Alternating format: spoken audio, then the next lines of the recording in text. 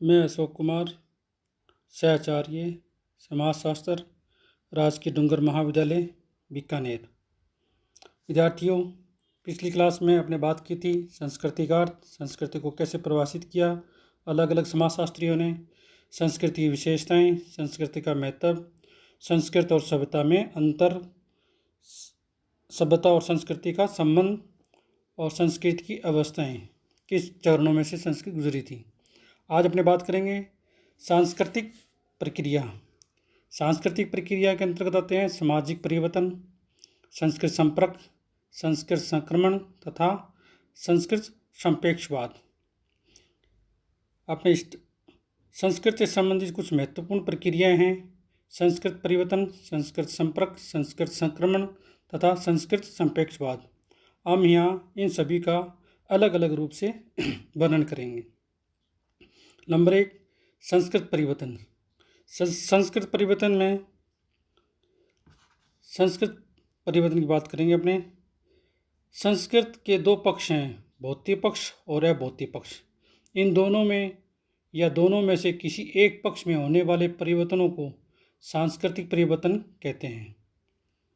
यदि मकान, car, pen, Bastar, पंखे आदि के डिजाइन में कोई परिवर्तन होता है अथवा मानव द्वारा निर्मित हजारों प्रकार की वस्तुओं में कोई परिवर्तन होता है तो वह भौतिक संस्कृति में परिवर्तन कहलाएगा। यदि मानव द्वारा निर्मित अभौतिक तत्वों जैसे कला, साहित्य, ज्ञान, दर्शन, प्रथा, कानून, विज्ञान, फैशन आदि में कोई परिवर्तन होता है तब वह परिवर्तन अभौतिक संस्कृति परिवर्तन कहलाएगा। सांस्कृतिक परिवर्तन के रूप में अधिकांश समाजशास्त्रियों ने अलग अलग रूप से परिभाषित किया है, जिसमें अपने बात करेंगे प्रसिद्ध समाजशास्त्री डेविड्स के अनुसार।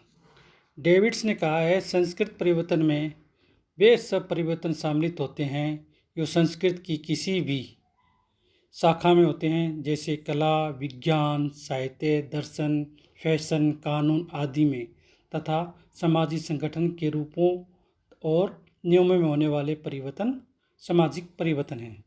इसी प्रकार प्रसिद्ध समाजशास्त्री पार्सन्स ने संस्कृत परिवर्तन को परिभाषित करते हुए लिखा है, सांस्कृतिक परिवर्तन का संबंध केवल विभिन्न मूल्यों, विचारों और प्रतीकात्मक अर्थपूर्ण व्यवस्थाओं में परिवर्तन से है। इस परिभाषा से स्पष्ट है कि संस्कृत के किसी भी पक्ष में होने वाले परिवर्तन को सांस्कृतिक परिवर्तन कहते हैं। अब अपने बात उठती है संस्कृत में परिवर्तन क्यों होता है। प्रसिद्ध समाजशास्त्री समनर ने 3 कारण बताए हैं। नंबर 1, संस्कृत का 100% हस्ताक्षरण असंभव है। नंबर 2, बाहरी दिशाओं में परिवर्तन। नंबर 3, अनुकूलन का प्रयत्न। नंबर 1, संस्कृत का 100% हस्ताक्षरण असंभव है। चूँकि संस्कृत सीखी जाती है अतः उसे एक पीढ़ी से दूसरी पीढ़ी में हस्तांतरित किया जाता है। पुरानी पीढ़ी अपने अनुभव, ज्ञान, साहित्य, कला, धर्म, प्रथा और परंपरा नई पीढ़ी को सिखाती है, किंतु दोनों पीढ़ियों की आवश्यकताओं एवं परिस्थितियों में अंतर होने के कारण नई पीढ़ी पुरानी पीढ़ी की संस्कृति को 100% ग्रहण नहीं करती और अपनी ओर से भी संस्कृत में कुछ नवीन तत्व जोड़ती है, जिससे संस्कृत में परिवर्तन आता है। नंबर 2, बाहरी दिशाओं में परिवर्तन। मानव की बाहरी दिशाओं में परिवर्तन होता रहता है। विज्ञान के सहारे मानव ने बाहरी परिस्थितियों में बहुत कुछ परिवर्तन किया है। यातायात के साधन, कृषि के तरीकों, उत्पादन के तरीकों आदि में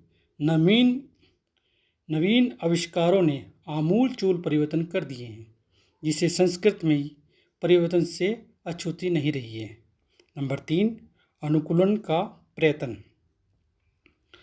जब बाहरी परिस्थितियों में परिवर्तन पैदा होता है और नवीन दिशाएं उत्पन्न होती हैं तो उनसे अनुकूलन करने के लिए भी मानव नई संस्कृति को जन्म देता है। संस्कृत के भौतिक और अभौतिक पक्षों में परिवर्तन में भी असंतुलन पाया जाता है। प्रसिद्ध समाजशास्त्री आर्गबन का मत है कि अभौतिक संस्कृत की अपेक्षा भौतिक संस्कृत शीघ्र बदलती है, जिससे अभौतिक संस्कृत भौतिक संस्कृत के पीछे रह जाती है। इससे यह संस्कृति विलंब का सिद्धांत कहलाता है। पिछली क्लास में अपने सांस्कृतिक विलंब का सिद्धांत आपको विस्तार से पढ़ाया था। अब अपने बात करते हैं संस्कृति संपर्क। जब दो भिन्न संस्कृतियां एक दूसरे के संपर्क में आती हैं तो उसे सांस्कृतिक संपर्क कहते हैं। सांस्कृतिक संपर्क कहते हैं। संस्कृत संपर्क के कारण ही सांस्कृतिकरण या परसंस्कृतिकरण की प्रक्रिया शुरू होती है और संस्कृतियां परस्पर एक दूसरे को प्रभावित करती हैं। पर संस्कृतिकरण में एक सांस्कृतिक समूह दूसरी संस्कृति के बहुत से तत्वों को ग्रहण करता है। इससे उसकी जीवन पद्धति में परिवर्तन आ जाता है। उदाहरण के लिए हिंदू और मुस्लिम संस्कृतियों में संपर्क के कारण पर संस्कृति की प्रक्रिया हुई। इससे दोनों ही संस्कृतियों ने परस्पर एक दूसरे से बहुत कुछ सीखा और ग्रहण किया। सांस्कृतिक संपर्क के कारण ही संस्कृतियों में फैलाव होता है। प्रसारवादियों का मत है कि सांस्कृतिक प्रसार के कारण ही संस्कृति में प्रसार होता है। लोगों का निकट एवं नियंत्रण संपर्क संस्कृत संपर्क को बढ़ावा देता है। इसी प्रकार से प्रदेश में जाकर रहना और उसमें अथवा विजेता द्वारा हारे हुए लोगों पर अपनी संस्कृति थोपने पर भी सांस्कृतिक संपर्क बढ़ता है। अब अपने बात करते हैं विद्यार्थियों सांस्कृतिक संक्रमण या पर संस्कृति ग्रहण। यह आपको नेक्स्ट क्लास में करवाएंगे।